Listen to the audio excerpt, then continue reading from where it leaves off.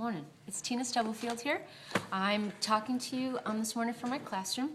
For those of you who don't know me, I teach science here at Richmond Hill High School, and thanks to the technology department, this is my submission for why I would like to use more technology in my classroom.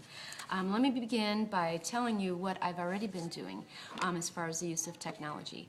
I currently have 8 computers in my classroom, and I'll show those to you. Levi was great, and I've gone from 6 to 8 stations right now. So I utilize them all the time. I would love to, and maybe you've heard this from a lot of other teachers, but I'd love to get on a one-on-one.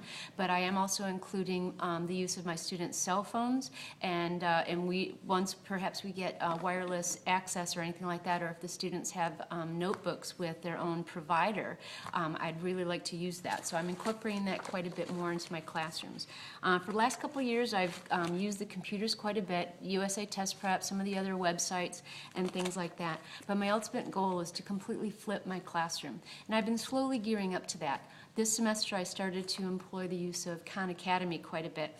I'm not quite at the point yet where my students are comfortable yet doing it all at home first, but they have been doing it for assignments. And it's made quite a difference, I see, in their comprehension of the material. So I'm hoping to work my way toward that, and eventually maybe being creative as well and doing the videos myself to keep that little Stubblefield style going on there. Some of the other things that I've been employing, again, with the use of my students' technology on their cell phones, is the use of Socratic.com and InfuseLearning.com. These are websites that have applications and apps to put on students' phones for like clicker-based technology. So I've created a couple short quizzes and things for like bell work and exit tickets that the students can log on to on their phone and get immediate results, and I can either post them for the students to see, kind of like instant graphics, as well as just information for myself. So it's still a little rough, or I'm hammering out a lot of the little glitches, and it's me. I've got to get a bit more user-friendly as well, but it seems to be working pretty well, and it's being received pretty well by the students.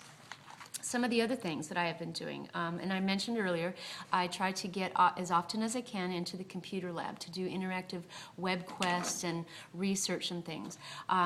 Last semester I worked quite a bit with my anatomy students doing units on an entire body system, and they did Prezi presentations, and it was wonderful. Robin and Annie worked with me quite a bit with that in the Media Center last semester, and I'd like to incorporate that a lot more.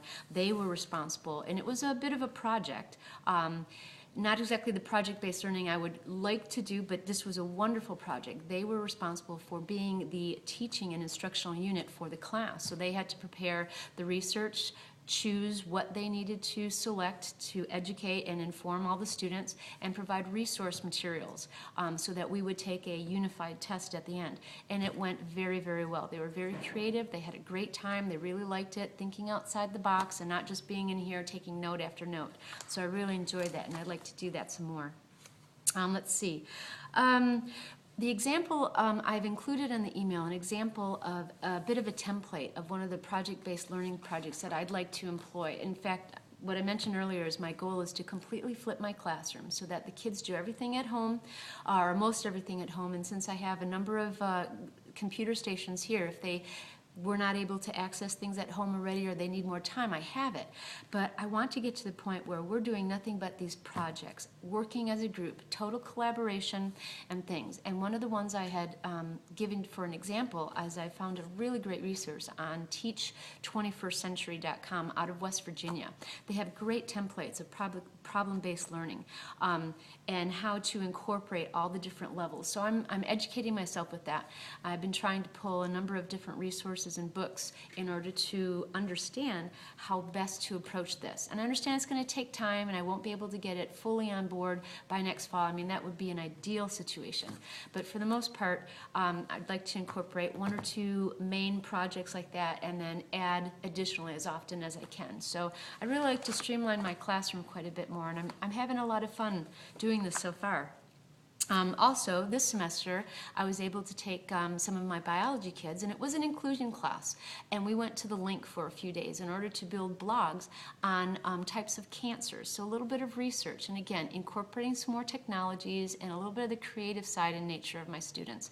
And being an inclusion class, this was an automatic differentiation that they did what they could do. And those that had aspirations of learning how to do more and more in-depth and detailed types of animation and things like that, they went to town. So I really enjoyed it. It was a good way to utilize that time. They certainly learned how to do some more research, and it became much more independent. I don't want my classroom to be so focused on me anymore.